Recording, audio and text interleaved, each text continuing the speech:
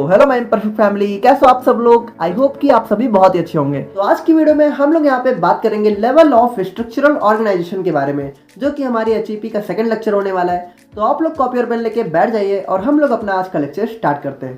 तो यार देखो, यहाँ पे जो स्ट्रक्चरल ऑर्गेनाइजेशन होता है, इसको अगर हम लोग समझना चाहें तो इसका क्या मतलब होता है। इसका मतलब होता है कि हमारा जब कोई छोटे छोटे स्ट्रक्चर से मिलके हमारी कोई बड़ी सी ऑर्गेनाइजेशन बन जाती है, तो उसी को हम लोग यहाँ पे स्ट्रक्चरल ऑर्गेनाइजेशन कहते हैं। तो अब हम लोग चूंकि यहाँ पे एचएपी के अंदर इसको देख रहे हैं, तो हम लोग बात कर रहे होंगे अपनी ह्यूमन बॉडी के बारे में।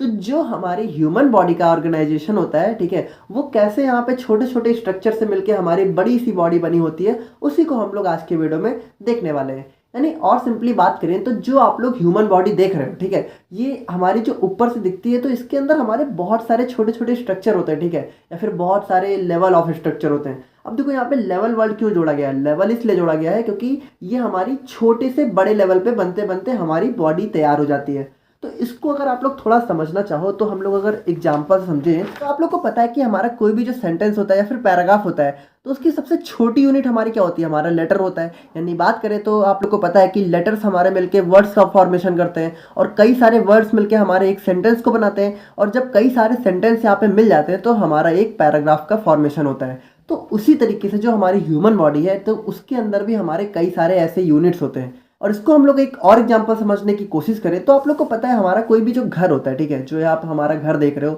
तो यार ये घर आप लोग को पता है कि ये हमारा सबसे पहले जो इसकी सबसे छोटी यूनिट होती है, यानी ये ईंटों से ही तो मिलके बना होता है। यानी आप लोग को पता है कि कई सारे ईंटें मिलके एक दीवार का फॉर्मेशन करते हैं, और जब हमारी यहाँ पे 3-4 दीवारें मिलती हैं तो हमारी छत का फॉर्मेशन होता है, और जब ये सारी चीज़ें मिल जाती हैं तब जाके हमारा यहाँ पे एक घर का फॉर्मेशन होता है। तो उसी तरीके से हमारी जो ह्यूमन बॉडी है, तो उसके अंदर भी हमारे कई सारे बेसिक यूनिट्स होते हैं। तो उसी को हम लोग आज के वीडियो में देखने वाले हैं।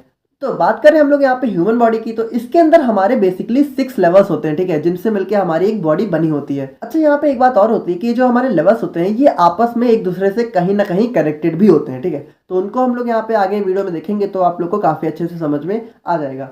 तो यार देखो, इसको थोड़ा सा डिटेल में देखने से पहले हम लोग इसको यहाँ पे एक फिगर से समझने की कोशिश करते हैं, ठीक है। तो इसको मैंने आप लोग के लिए ड्रॉ कर दिया था ताकि आप लोग को समझ में आ जाए। देखो, इनको हम लोग यहाँ पे एक एक करके देखने वाले हैं। यहाँ पे बस हम लोग इसका एक बेसिक आइडिया ले रहे हैं। तो जो हमारा सबसे स्मॉल लेवल होता है वो होता है हमारा केमिकल लेवल। फिर हमारे कई सारे केमिकल मिलके हमारे सेल्यूलर लेवल का फॉर्मेशन करते हैं। फिर हमारे कई सारी सेल मिलके हमारे टिश्यू लेवल का फॉर्मेशन करती हैं। फिर हमारे कई सारे टिश्यू मिलके एक ऑर्गन लेवल का फॉर्मेशन करते हैं, ठीक है। और कई सारे ऑर्गन मिलके हमारे सिस्टम्स बनाते हैं, और कई सारे सिस्टम्स कंबाइन होकर हमारी एक ह्यूमन बॉडी का फॉर्मेशन करते हैं, जिसको हम लोग यहाँ पे ऑर्गेनिज्म लेवल में देखते हैं। तो अब हम लोग इनको एक एक करके यहाँ पे थोड़ा सा डिटेल में देख लेते हैं। तो बात करें हम लोग यहाँ पे अपने केमिकल लेवल की, तो ये हमारी ह्यूमन बॉडी का सबसे जो है छोटा या फिर लोवेस्ट लेवल होता है, ठीक है। और इसके अंदर जो भी हमारे एटम्स होते हैं और मॉलिक्यूल्स होते हैं, लाइक हमारा नाइट्रोजन, फॉस्फोरस, ये सारी चीज़ें हमारी आ जाती हैं। तो यार आप लोग इसमें बिल्कुल कंफ्यूज मत होना, हमारे कुछ सारे एटम्स होते हैं जिनसे मिलकर हमारी बॉडी बनी होती है। यानी सारे ही नहीं, लेकिन हमारे कुछ एटम्स ऐसे होते हैं जो हमारी बॉडी के अंदर पाए जाते हैं।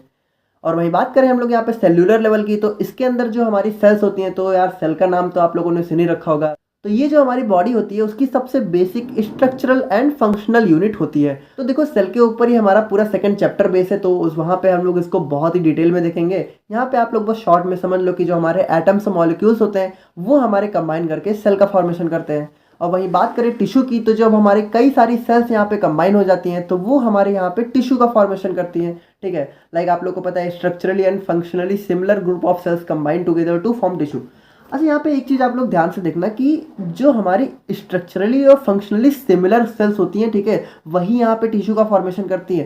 लाइक ऐसा नहीं हो सकता कि हमारी 2-3 अलग अलग टाइप की सेल है वो मिलके हमारी टिश्यू का फॉर्मेशन करेंगी। जब हमारी सिमिलर का मतलब क्या होता है कि जो हमारे सेम काम करती हैं, यानी कि जब यहाँ पे कई सारी सेम वर्क करने वाली जो सेल्स होती हैं, जब वो कंबाइन करती हैं तो हमारे एक टिश्यू का फॉर्मेशन करती हैं। अब जैसा टिश्यू होगा उसी के हिसाब से सेल होगी, तो उसको हम लोग यहाँ पे टिश्यू के ऊपर भी हमारा तीसरा चैप्टर है तो वहाँ पे देख लेंगे। और यहाँ पे बात करें तो टिश्यू हमारे यहाँ पे बेसिकली 4 टाइप्स के होते हैं, जिसमें पहला है हमारा एपिथेलियल, दूसरा हमारा मस्कुलर, तीसरा है हमारा कनेक्टिव, और चौथा है हमारा नर्वस।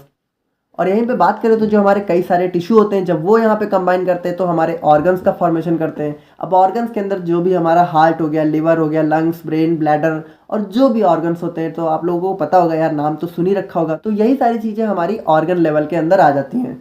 तो देखो यार, एचएपी को ना आप लोग बिल्कुल प्रैक्टिकली अपनी बॉडी से रिलेट किया करो, ठीक है। बिल्कुल भी इसमें यहाँ पे कुछ भी रटने की ज़रूरत नहीं है। आप लोग इसको समझो ना, बिल्कुल हमारी बॉडी ही तो है। देखो यहाँ पे जो मैथ साइड वाले स्टूडेंट हैं, तो आप लोग को बता दूँ कि मैं भी यहाँ पे मैथ साइड से ही था, ठीक है। लेकिन मुझे भी थोड़ा थोड़ा समझ में आ गया, ठीक है, और थोड़ा थोड़ा कोशिश कर रहा हूँ कि आप लोगों को भी समझा सकूँ। तो बस कुछ है नहीं यार, देखो बहुत ही सिंपल है। बाकी बायो वालों को तो सब कुछ समझ में आ ही रहा होगा, आई होप सो। और वहीं बात करें हम लोग यहाँ पे अपने सिस्टमिक लेवल की, तो जो भी हमारे बॉडी के डिफरेंट डिफरेंट सिस्टम्स होते हैं वो इसके अंदर आ जाते हैं। लाइक हमारा इंटीगुमेंट्री सिस्टम हो गया, skeletal system, nervous system, muscular system. तो देखो यहाँ पे इसके बारे में हम लोगों ने डिटेल में इसलिए नहीं दिखा हुआ है क्योंकि इन्हीं सारी चीज़ों को एचईपी के अंदर हमें पढ़ना है, तो वहाँ पे हम लोग इसको डिटेल में देख लेंगे। बाकी यहाँ पे बेसिकली हम लोग एक बेसिक आइडिया ले लेते हैं कि इंटीगुमेंट्री सिस्टम के अंदर हमारी जो स्किन्स होते हैं, हेयर्स होते हैं, यानी हमारी बॉडी की जो ऊपरी लेयर्स होती हैं वो आ जाती हैं, जो हमारी बॉडी को प्रोटेक्ट करती हैं। और यहाँ पे स्केलेटल सिस्टम के अंदर हमारी जो भी बोन्स होती हैं, हड्डियाँ होती हैं, वो आ जाती हैं। और मस्कुलर सिस्टम के अंदर आप लोग को पता है हमारी जो मसल्स होती हैं वो आ जाती हैं। और नर्वस सिस्टम के अंदर हमारी बॉडी के अंदर जो भी सोचने समझने की क्षमता है, ठीक है, लाइक हमारा ब्रेन हो गया, वो हमारा नर्वस सिस्टम के अंदर आ जाता है। और उसी तरीके से जो हमारा एंडोक्राइन सिस्टम होता है उसके अंदर हमारा जो बॉडी के डिफरेंट हार्मोन्स होते हैं वो आ जाते हैं। और सर्कुलेटरी सिस्टम के अंदर हमारा जो ब्लड होता है, हार्ट होता है, यानी जो हमारा ब्लड का सर्कुलेशन होता है पूरी बॉडी में, जो हमारा ब्लड दौड़ रहा होता है, वो हमारा सर्कुलेटरी सिस्टम के अंदर आ जाता है। और रेस्पिरेटरी सिस्टम के अंदर यार जो भी हम सांस लेने का काम करते हैं, यानी जो हमारी लंग्स होती है और जो भी हमारे रेस्पिरेटरी ऑर्गन्स है वो हमारे इसके अंदर आ जाते हैं। और डाइजेस्टिव सिस्टम की बात करें तो यार इसके बारे में तो आप लोग को पता ही होगा कि जो भी हम लोग खाना खाते हैं तो उसके डाइजेशन का, उसके एब्जॉर्प्शन का काम हमारा डाइजेस्टिव सिस्टम करता है, ठीक है। और रिप्रोडक्टिव सिस्टम की बात करें तो जो भी हमारे न्यू ह्यूमन बीइंग का फॉर्मेशन होता है वो इसके अंदर होता है।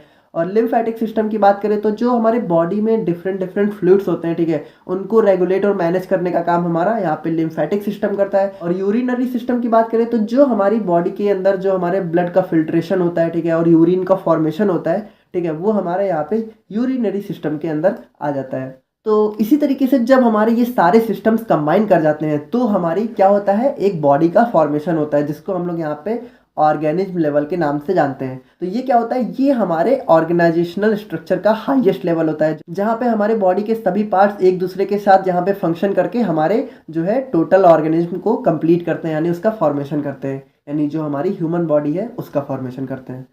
तो आई होप कि यार आप लोग को आज का लेक्चर समझ में आ गया होगा। और एचएपी और फार्मास्यूटिक्स के लेक्चर दोनों ही आप लोग को साथ में ही देखने को मिलेंगे।